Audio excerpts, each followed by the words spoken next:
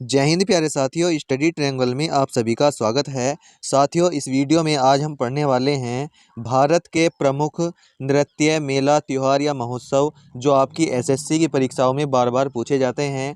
हाल ही में SSC GD के exam चल रहे हैं और यहाँ पर इस टॉपिक से बार बार आपके 1 से 2 प्रश्न आपकी परीक्षा में पूछा जा रहा है। दोस्तों, ये सभी प्रतियोगी परीक्षा के लिए बहुत ज़्यादा इंपॉर्टेंट वीडियो होने वाली है, तो आपको इस वीडियो को लास्ट तक ज़रूर देखना है। तो चलिए स्टार्ट करते हैं। सबसे पहले हमारे सामने पहला प्रश्न आप लोगों के सामने है। यहाँ पर आप देख सकते हैं, मध्य प्रदेश में कुंभ मेला कहाँ लगता है। आप सभी लोग जानते हैं भारत में 4 स्थानों पर कुंभ मेला लगता है, उसमें से मध्य प्रदेश में कहाँ पर लगता है आप लोगों को इस प्रश्न के अंतर्गत बताना है। तो दोस्तों, इस प्रश्न का आपका राइट आंसर हो जाएगा मध्य प्रदेश के उज्जैन में कुंभ मेला लगता है। तो ऑप्शन नंबर यहाँ पर 4 आपका राइट आंसर हो जाएगा। आगे अगर हम बात करते हैं प्रश्न नंबर 2 की, प्रसिद्ध आदिवासी मेला जिसका नाम क्या है, बेणेश्वर, किस राज्य में आयोजित होता है। आपके ऑप्शन है राजस्थान, उड़ीसा, मणिपुर या फिर पश्चिम बंगाल।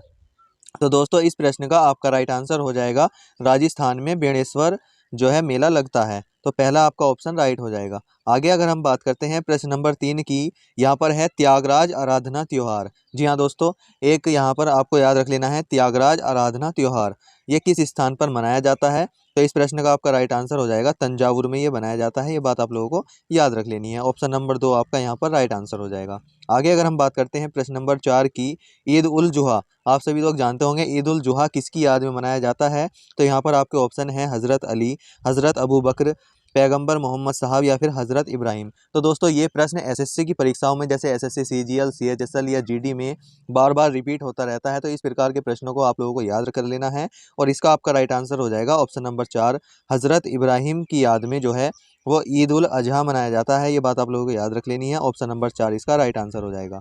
आगे अगर हम बात करते हैं प्रश्न नंबर 5 की, यहाँ पर आपके सामने एक त्योहार है पोंगल। पोंगल किस राज्य का प्रमुख त्योहार है। आपके ऑप्शन है असम, कर्नाटक, केरल या फिर तमिलनाडु। तो दोस्तों, इस प्रश्न का आपका राइट आंसर क्या हो जाएगा। इस प्रश्न के अगर हम सही आंसर की बात करते हैं तो पोंगल जो है वो तमिलनाडु का एक प्रमुख त्योहार है। ऑप्शन नंबर 4 इसका राइट आंसर होगा। आगे अगर हम बात करते हैं प्रश्न नंबर 6 की, यहाँ पर है ओणम। ओणम किस राज्य का प्रमुख त्योहार है। अगर हम ओणम की बात करते हैं तो ये केरल राज्य का प्रमुख त्योहार हो जाएगा। तो यहाँ पर ऑप्शन नंबर 2 आपका राइट आंसर हो जाएगा। आगे अगर हम बात करें प्रश्न नंबर 7 आप लोगों के सामने है, कर्मा पर्व या इसको हम कर्मा त्योहार के नाम से जानते हैं, इसका संबंध किस राज्य से है। और यहाँ पर आपके ऑप्शन है उत्तर प्रदेश, बिहार, झारखंड, असम, पश्चिम बंगाल। तो दोस्तों, इस प्रश्न की अगर हम सही आंसर की बात करें तो इस प्रश्न का आपका राइट आंसर हो जाएगा बिहार और झारखंड। इन दोनों राज्यों मतलब इस क्षेत्र में यह कर्मा पर्व बनाया जाता है, जो कि बिहार और राज्य और झारखंड राज्य इन दोनों के यहाँ पर क्षेत्र में यह आता है। तो इसका आपका राइट आंसर हो जाएगा ऑप्शन नंबर 2।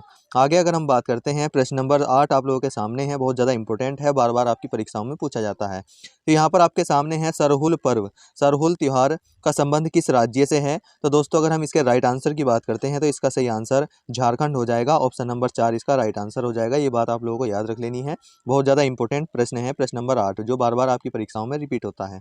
आगे अगर हम बात करते हैं प्रश्न नंबर 9 की, यहाँ पर बहुत ज़्यादा इंपॉर्टेंट है, पैगंबर मोहम्मद साहब के जन्मदिन के उपलक्ष्य में कौन सा त्योहार मनाया जाता है। और यहाँ पर आपके सामने ऑप्शन है ईद उल फित्र, ईद उल मिलादुन नबी, मुहर्रम या फिर ईद उल जुहा। तो बताइए इस प्रश्न का आपका राइट आंसर क्या हो जाएगा। तो इस प्रश्न का दोस्तों राइट आंसर हो जाएगा ईद उल मिलादुन नबी जो है वो पैगंबर मोहम्मद साहब के जन्मदिन के उपलक्ष्य में मनाया जाता है। तो यहाँ पर ऑप्शन नंबर 2 आपका राइट आंसर होने वाला है। आगे अगर हम बात करें प्रश्न नंबर 10 की, रथ यात्रा उत्सव कहाँ मनाया जाता है। और आपके ऑप्शन है असम, उड़ीसा, पंजाब या फिर राजस्थान। अगर हम रथ यात्रा की बात करें तो दोस्तों, इस प्रश्न का आपका राइट आंसर हो जाएगा उड़ीसा के पुरी में यहाँ पर रथ यात्रा उत्सव मनाया जाता है। तो ऑप्शन नंबर 2 यहाँ पर आपका राइट आंसर होगा। आगे अगर हम बात करें प्रश्न नंबर 11 आप लोगों के सामने है, बहुत ज़्यादा इंपॉर्टेंट आपका प्रश्न है, उगादी नववर्ष। जी हाँ दोस्तों, एक नववर्ष के रूप में मनाते हैं, इसका नाम उगादी है। यह किसका पर्व है आप लोगों को इस प्रश्न के अंतर्गत बताना है। और आपके ऑप्शन है भूटानियों का, गुजरातियों का, नेपालियों का या फिर दक्षिण भारतीयों का। तो यहाँ पर इसका आपका राइट आंसर हो जाएगा दक्षिण भारतीयों का पर्व क्या हो जाएगा, जिसको नववर्ष के रूप में बनाते हैं, तो उगादी हो जाएगा। तो ऑप्शन नंबर 4 इसका राइट आंसर है। आगे अगर हम बात करते हैं प्रश्न नंबर 12 की, घूमर किस राज्य का लोक नृत्य है। यहाँ से आपको लोक नृत्य के बारे में बताना है। फोक डांस आप लोगों से मालूम किया गया है कि घूमर किस राज्य का लोक नृत्य है। तो इस प्रश्न का दोस्तों आपका राइट आंसर हो जाएगा राजस्थान का। Option number 4 is the right answer. आगे अगर हम बात करते हैं प्रश्न नंबर 13, गिद्दा किस राज्य का लोक नृत्य है? बहुत ज़्यादा इंपॉर्टेंट है, एसएससी की परीक्षाओं में बार बार पूछा जाता है। अगर यहाँ पर हम गिद्दा की बात करते हैं तो इस प्रश्न का दोस्तों आपका राइट आंसर हो जाएगा पंजाब का ये लोक नृत्य हो जाएगा। तो ऑप्शन नंबर यहाँ पर 3 आप लोगों का राइट आंसर है। आगे अगर हम बात करते हैं प्रश्न नंबर 14 की, बहुत ज़्यादा इंपॉर्टेंट प्रश्न आप लोगों के सामने है। लावड़ी नृत्य किस राज्य का लोक नृत्य है? तो दोस्तों इस प्रश्न का आपका सही आंसर हो जाएगा महाराष्ट्र। लावड़ी जो है वो महाराष्ट्र से संबंधित है, ये बात आप लोगों को याद रख लेनी है। तो ऑप्शन नंबर 3 आप लोगों का यहाँ पर सही हो जाएगा। आगे अगर हम बात करते हैं प्रश्न नंबर 15 आप लोगों के सामने है डांडिया रास। यहाँ पर आपके सामने है डांडिया रास किस राज्य का लोक नृत्य है? तो दोस्तों इस प्रश्न का आपका सही आंसर हो जाएगा गुजरात जो है, गुजरात का जो है वो डांडिया रास जो है वो लोक नृत्य हो जाएगा।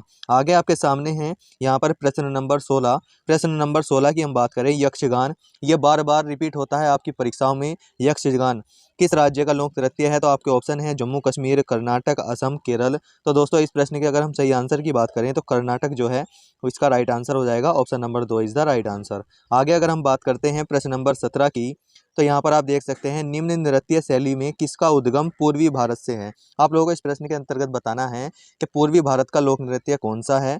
तो यहाँ पर आपके सामने है भरतनाट्यम, कुचिपुड़ी, कथकली या फिर मणिपुरी। तो दोस्तों जो पूर्वी भारत में जो यहाँ पर नृत्य शैली होती है उसका आपका यहाँ पर राइट आंसर हो जाएगा ऑप्शन नंबर डी। मणिपुरी जो है वो पूर्वी भारत की एक नृत्य शैली है। तो ऑप्शन नंबर 4 यहाँ पर आपका राइट आंसर हो जाएगा। आगे अगर हम बात करते हैं प्रश्न नंबर 18 की, यहाँ पर आपके सामने है कुचिपुड़ी नृत्य का संबंध किस राज्य से है? अगर हम कुचिपुड़ी की बात करते हैं तो इस प्रश्न का आपका सही आंसर हो जाएगा आंध्र प्रदेश से संबंधित है। ऑप्शन नंबर फर्स्ट आप लोगों का राइट आंसर हो जाएगा। आगे अगर हम बात करते हैं प्रश्न नंबर 19, बहुत ज़्यादा इंपॉर्टेंट प्रश्न है। रंगोली कहाँ की प्रमुख लोक कला शैली है? अगर हम रंगोली की बात करते हैं तो दोस्तों इस प्रश्न का आपका राइट आंसर हो जाएगा महाराष्ट्र की प्रमुख लोक कला शैली हो जाएगी। ऑप्शन नंबर 4 इसका राइट आंसर। दोस्तों अगर आपको ये प्रश्न अच्छे लग रहे हैं और हमारे पढ़ाने का तरीका आप लोगों को पसंद आ रहा है तो वीडियो को लाइक कर दीजिए। अगर आप चैनल पर पहली बार आए हैं तो चैनल को सब्सक्राइब करना ना भूलें, जिससे आपको हम कोई सा भी आपका कंटेंट डालेंगे तो आपके पास नोटिफिकेशन पहुंच जाएगा और आपको आपकी परीक्षा में हेल्प मिलेगी। तो दोस्तों चलते हैं अगले प्रश्न की ओर। यहाँ पर है प्रश्न नंबर 20, बिंबावती देवी किस नृत्य शैली से संबंधित है? तो यहाँ पर आपको एक डांसर का नाम दिया गया है जिसका नाम है बिंबावती देवी और आप लोगों को बताना है यह किस नृत्य शैली से संबंधित है। और आपके ऑप्शन है भरतनाट्यम, ओडिसी, कुचिपुड़ी या फिर मणिपुरी। तो दोस्तों अगर हम इसके राइट आंसर की बात करते हैं तो इस प्रश्न का आपका राइट आंसर हो जाएगा यह मणिपुरी से संबंधित है। ऑप्शन नंबर 4 इसका राइट आंसर होगा। आगे अगर हम बात करते हैं प्रश्न नंबर 21, निम्नलिखित में से कौन सा एक देव नृत्य है? जी हाँ दोस्तों, इनमें से किसको हम देव नृत्य के नाम से जानते हैं ये बात आप लोगों को बतानी है। आपके ऑप्शन है कथकली, मोहिनीअट्टम, कुचिपुड़ी या फिर भरतनाट्यम। तो दोस्तों इस प्रश्न का आपका राइट आंसर हो जाएगा कुचिपुड़ी को हम देव नृत्य के नाम से जानते हैं। तो ऑप्शन नंबर 3 आप लोगों का राइट आंसर होगा।